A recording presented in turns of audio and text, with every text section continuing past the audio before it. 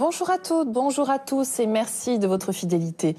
Nous sommes très heureux de vous retrouver ce dimanche matin sur le plateau de France 2 pour la première de nos deux émissions que nous consacrons au troisième patriarche Sosan. Nous allons voir aujourd'hui quelle était la vie, la personnalité et l'œuvre de ce maître du 7e siècle qui vécut en Chine à travers notamment son célèbre poème, le Shinjimei.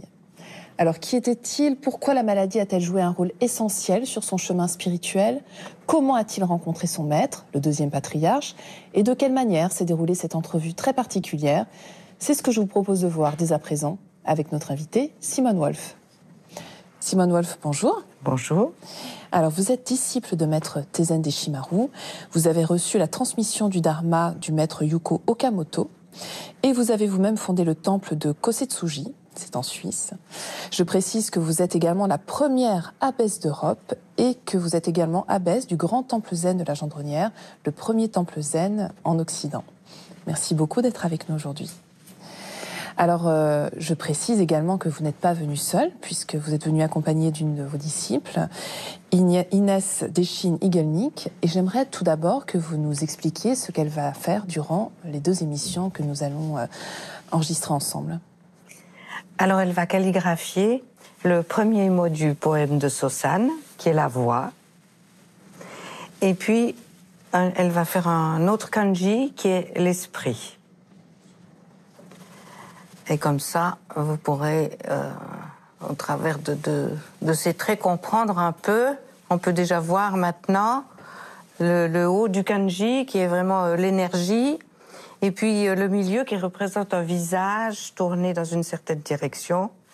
Et puis le chemin, en bas la voie. Marcher dans une direction. Très bien, et d'ailleurs c'est justement donc l'un des thèmes que nous allons aborder aujourd'hui à travers Maître Sosan. Alors est-ce que vous pourriez tout d'abord nous expliquer qui il était ? Alors, Maître Sosan, troisième patriarche, vit dans cette époque, comme vous l'avez dit, au 7e siècle. C'est une époque assez tourmentée en Chine. C'est sous la dynastie des Sui.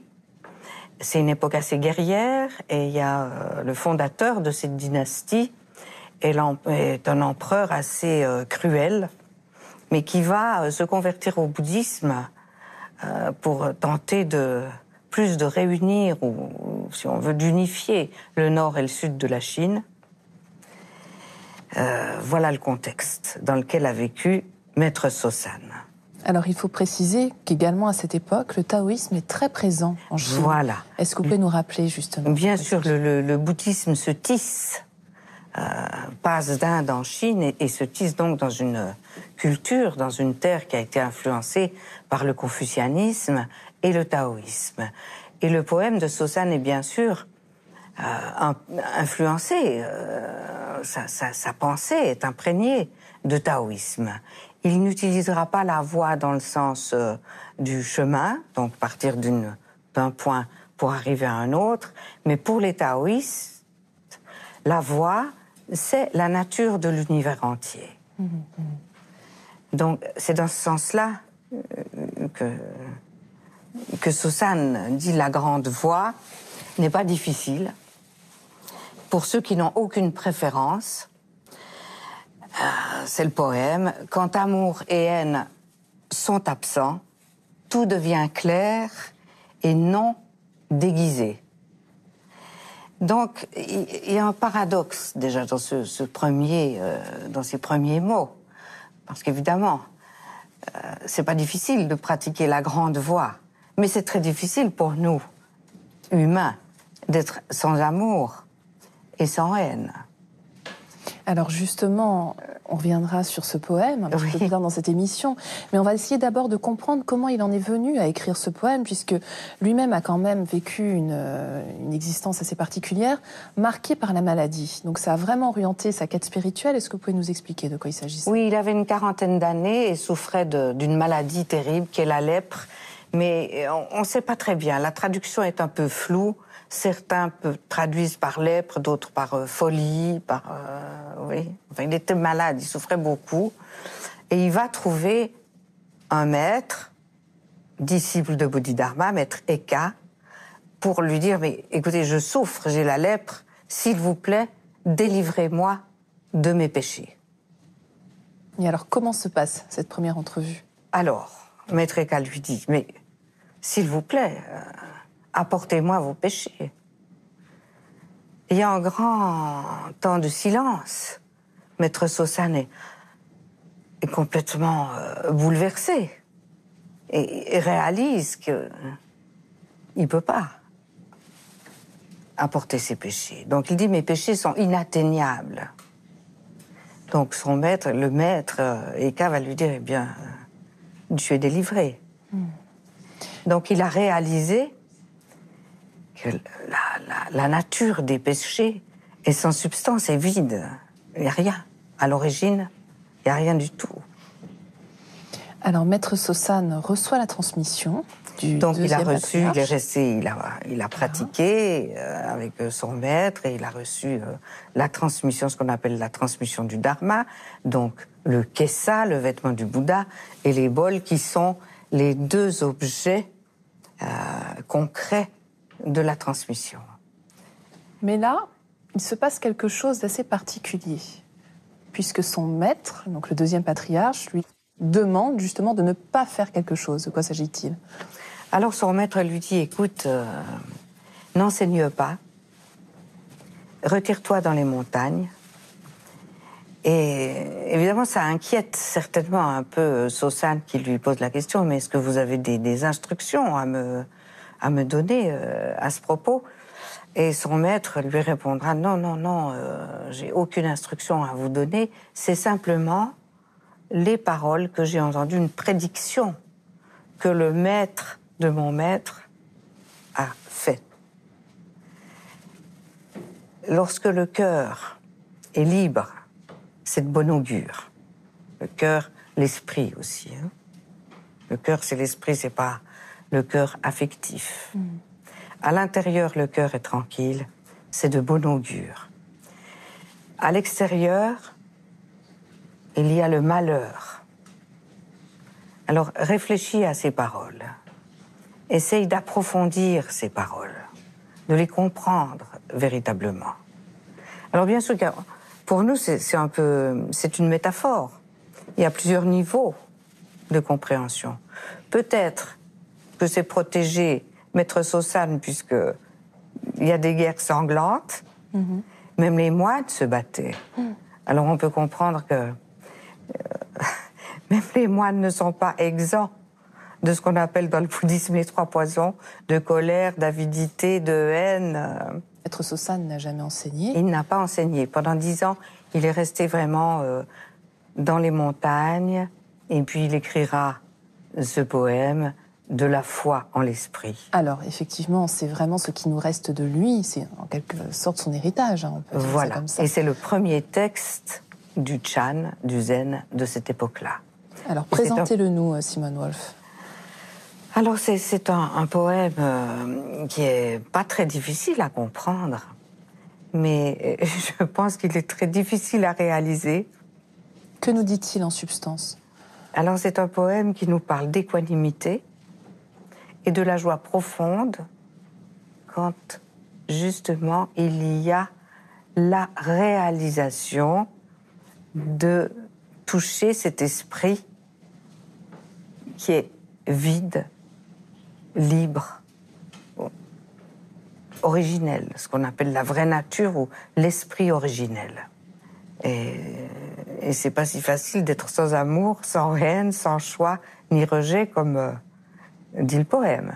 Alors justement, est-ce que vous avez peut-être une ou deux phrases à nous redire de ce poème? Voilà, donc le poème dit « Lorsque tout devient clair et non déguisé, faire la moindre distinction cependant, et le ciel et la terre seront infiniment séparés. Si vous voulez voir la vérité, n'ayez pas d'opinion pour ou contre quelque chose. Car poser ce que vous aimez contre ce que vous détestez est la maladie de l'esprit. Quand le sens profond des choses n'est pas compris, la paix essentielle de l'esprit est dérangée jusqu'à devenir inutilisable. Donc finalement, tout cela rejoint cette voix, c'est ce qu'on disait au début de l'émission. C'est la voie. c'est la voix. Et sait-on si Maître Sosanne a eu des disciples par la suite, enfin des gens, puisque bon, encore une fois, il n'a pas enseigné de manière directe, mais est-ce que voilà, son héritage a été... il a revécu cette situation où quelqu'un s'est approché de lui, Oui. Qui est devenu son disciple, et qui lui a dit, Doshine, comme la calligraphe, lui a dit, mais s'il vous plaît, libérez-moi. Maître, libérez-moi. Et Sosanne lui a dit, mais qui t'a entravé? Personne ne m'a mis des entraves, répond Doshine. Et Sosanne de répondre, alors, tu es déjà libre. À partir de cette liberté, à partir de cet éveil, on peut activer la voix dans notre vie, ou dans la vie d'un pratiquant. J'aimerais qu'on termine cette émission justement en disant 2 mots sur cette très belle calligraphie. Alors, la partie gauche, c'est l'écriture sigillaire. Voilà. Et puis, la partie droite est une calligraphie plus libre. Voilà, qui représente toutes le même kanji, la voix. Alors, on part de à gauche. Voilà. En haut, comme je vous expliquais tout à l'heure, l'énergie. Puis on voit le visage tourner dans une direction et le chemin. Voilà. C'est la lecture de ce kanji. Donc le kanji, vous pouvez vous repréciser ce que Le kanji, c'est l'écriture ancienne chinoise. Il y a aussi l'effort de l'homme, la direction que peut prendre un être humain à partir d'une compréhension ou d'un éveil, de décider de marcher dans cette direction de la voix. Universelle, indéfinissable, infinie. On ne peut pas mettre l'infini dans une définition.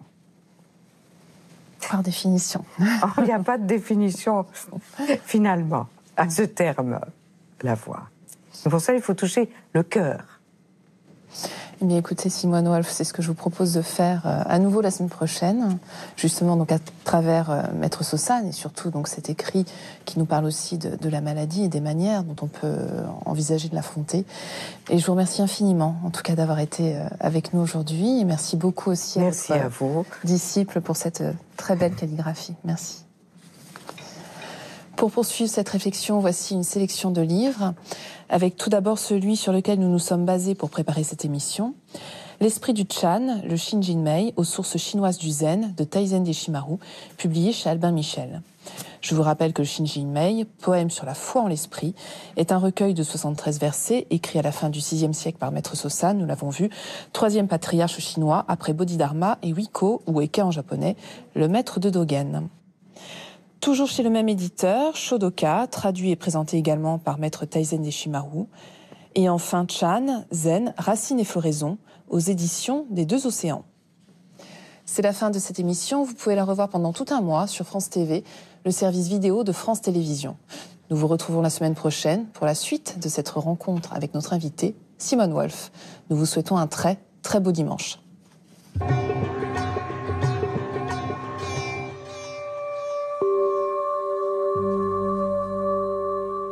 Bonjour à tous et merci infiniment de nous retrouver en ce dimanche pour la suite de notre émission Sagesse bouddhiste consacrée au 3e patriarche Sosanne, ce maître qui vécut en Chine au 7e siècle et connu pour son poème Le Shinjinmei.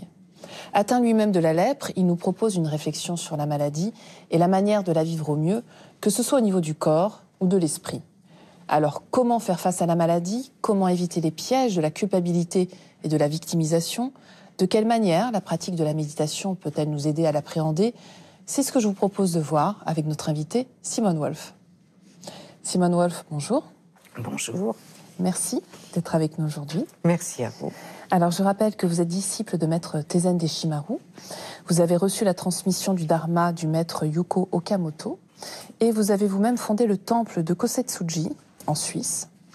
Je précise par ailleurs que vous êtes la première abbesse d'Europe et actuellement abbesse du temple zen de la Gendronnière, qui est le temple zen en Occident le plus important. Alors Simone Wolf, vous êtes à nouveau venue accompagnée aujourd'hui par Inès Doshi-Nigelnik, qui va à nouveau calligraphier pour nous de très belles choses. Alors, que nous prépare-t-elle aujourd'hui? Est-ce que vous pouvez nous dire un petit peu ce qu'elle va calligraphier? Elle va nous calligraphier le kanji « l'esprit ». Et dans la deuxième partie du dialogue de Sosan avec Maître Eka, donc rappelons que c'est le dialogue lorsque Sosan s'est rendu compte qu'il était malade, il est allé voir ce deuxième patriarche voilà. Pour essayer justement de trouver une explication et de savoir ce qu'il devait faire. Voilà, mais qu'est-ce que j'ai fait? Je suis malade, s'il vous plaît, délivrez-moi de ma maladie. Et le maître lui dit, mais apporte-moi tes péchés. Et il y a un petit temps de silence et Sosan dit, mais mes péchés sont inatteignables. Alors le maître lui dit, tu es lavé de tous tes péchés. Parce que si tu comprends cela, la vraie nature du péché, qu'on ne peut pas saisir, on ne peut pas attraper, c'est inatteignable, alors tu en es lavé. Tu peux prendre maintenant refuge dans le Bouddha, le Dharma et la Sangha. Et il lui explique, alors, Sosan dit, mais qu'est-ce que c'est? Et le maître lui dit, l'esprit est le Bouddha, l'esprit est le Dharma, Bouddha et le Dharma ne sont pas séparés, ne sont pas deux. Et la même chose, évidemment, vaut pour la communauté, ce qu'on appelle le Sangha. Il n'y a pas de séparation. Oui, parce que ce qu'il faut dire, c'est que surtout à l'époque, la lèpre, puisque c'était la maladie, on pense que Sosan était atteint de cette maladie, était considérée vraiment de manière assez négative. Et elle certainement comme une tare spirituelle. Elle était vue, comme dans toutes les sociétés, d'ailleurs, qu'elles soient chrétiennes ou asiatiques, c'est une maladie qui a toujours été considérée comme... Oui, il y avait des conséquences sociales, en fait. Il y avait de lourdes conséquences sociales, les gens étaient rejetés, on avait très peur, et c'était vu vraiment comme une tare spirituelle. Alors évidemment, ça causait de grandes souffrances. Alors, quel pont, justement, on pourrait établir avec la façon dont on peut être confronté à la maladie aujourd'hui, notamment en ce qui concerne cette responsabilité psychologique dont on parlait? Parce que chaque être humain est confronté un jour à la souffrance. Ça, c'est le premier point de l'enseignement du Bouddha.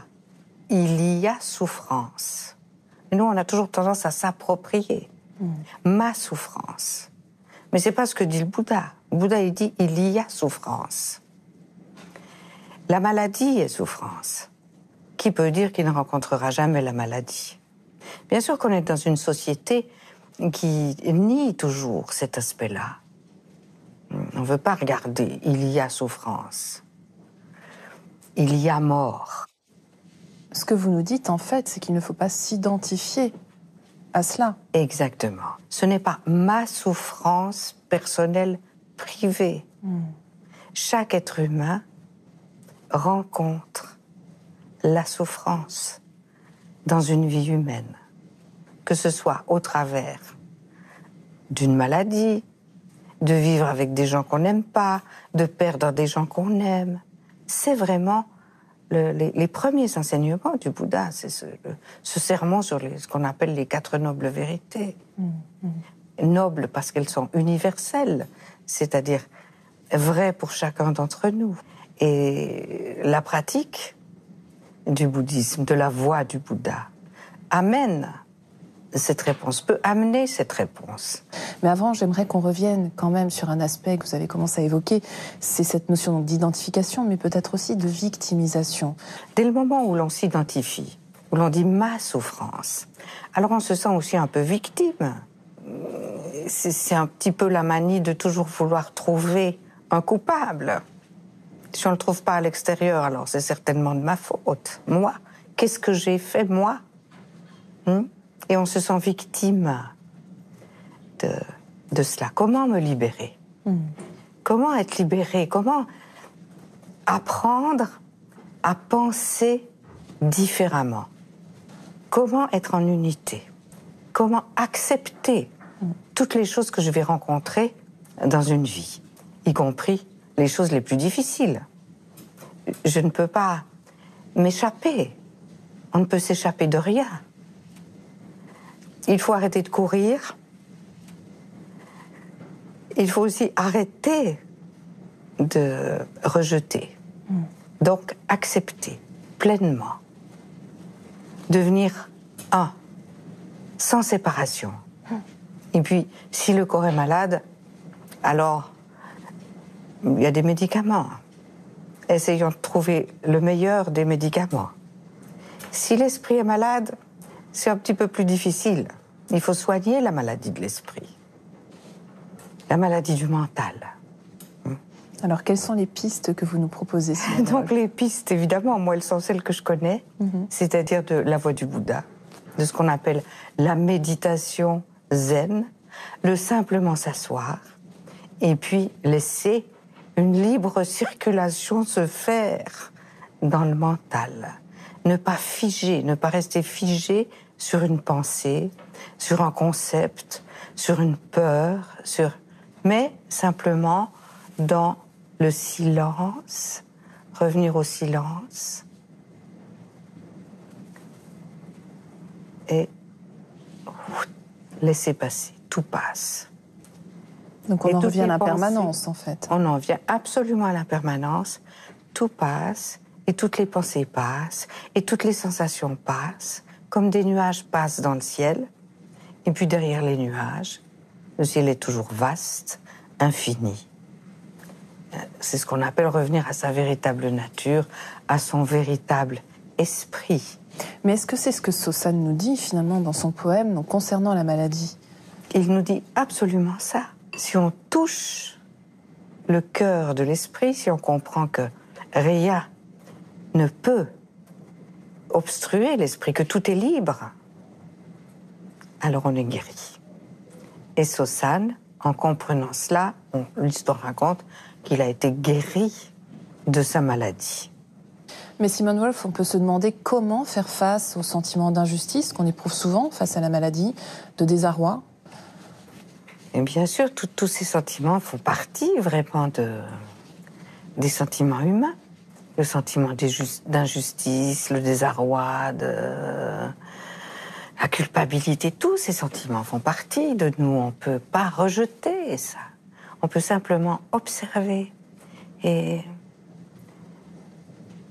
cesser vraiment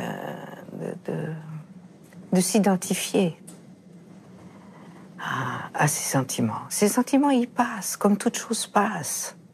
On ne peut pas les nier. On peut simplement les laisser passer, les accepter,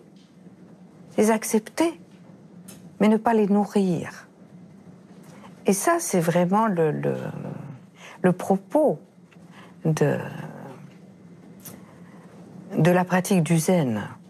La pratique du zen, c'est pas seulement stagner dans un état de vacuité paisible, c'est très actif, le laisser passer. Mais c'est pas une activité qui est liée à la volonté. Même si peut-être que quand on arrive pour s'asseoir avec toute ma volonté, je déciderai de ne pas bouger et de laisser passer. Dès que je m'assieds et que je prends la posture du Bouddha, la posture d'éveil du Bouddha, alors je laisse passer toutes les idées, tout mon volontarisme, tout, pour comprendre que, à l'origine, tout est pur. Le cœur, l'esprit pur, à l'origine, il n'y a rien. Il y a juste mon mental qui me joue des tours et mes sensations et que je ne peux pas m'identifier, m'approprier, n'est-ce pas? Donc en fait, ce que vous nous dites d'une certaine manière, c'est vraiment d'ouvrir notre esprit pour ne pas rester centré sur cette souffrance qui finalement peut-être se nourrit d'elle-même aussi. Tout à fait. Ne pas rester égocentré, mais vraiment la pratique de la voie du Bouddha ou de ce qu'on appelle la méditation, c'est laisser tomber, c'est ce que nous dit Suzanne, laisser tomber vraiment ces toutes petites choses qu'on appelle le moi. Alors c'est le paradoxe, il dit très bien au début du poème, la grande voie n'est pas difficile. Il suffit d'être sans amour, ni haine, ni choix, ni rejet. On pourrait résumer ainsi les enseignements de Sosane à travers ce poème? Bien sûr, c'est un poème sur l'équanimité, la joie profonde. Quand on réalise cette véritable liberté de l'esprit. Au moment où la clarté, il dit dans le poème, dans le début du poème, quand amour et haine sont absents, tout devient clair et non déguisé. Clair, cette clarté, cette lumière, on l'appelle illumination. Oui, la grande voie est illumination, éveil, body. Je vais traduire ça par body, éveil. Alors, terminons cette émission en revenant sur la très belle calligraphie d'Inès. Est-ce que vous pouvez nous en dire un mot? Ah ben alors c'est le cœur-esprit. Partout le cœur-esprit. Le cœur et l'esprit ne sont pas séparés. Voilà, le cœur des choses, le cœur de l'esprit. Voilà ce qu'on peut dire sur cette calligraphie qu'elle nous a fait en différentes écritures. Merci beaucoup Inès. Merci beaucoup Simone Wolf de nous avoir accompagnés tout au long de ces 2 émissions. Si vous souhaitez aller plus loin, voici quelques ouvrages que nous vous proposons, avec tout d'abord celui sur lequel nous nous sommes basés pour préparer cette émission, L'esprit du Chan, le Shinjinmai, aux sources chinoises du Zen de Taizen Deshimaru, publié chez Albin Michel. Je vous rappelle que le Shinjinmai, poème sur la foi en l'esprit, est un recueil de 73 versets, écrit à la fin du VIe siècle par Maître Sosane, 3e patriarche chinois après Bodhidharma et Wiko, ou Eka en japonais, le maître de Dogen. C'est le plus ancien texte du Shan chinois, courant du bouddhisme, qui donnera naissance au Japon, 6 siècles plus tard, à la tradition zen. Toujours de Taizen Deshimaru, publié dans la collection Spiritualité vivante, également chez Albin Michel, Zen et vie quotidienne. Vous trouverez dans cet ouvrage un très long chapitre consacré aux maladies, leurs causes, leurs symptômes, l'approche orientale et son vécu corps-esprit. Et enfin, Appréciez votre vie, l'essence de la pratique du zen, de Taizan Metsumi Roshi, aux éditions Sully.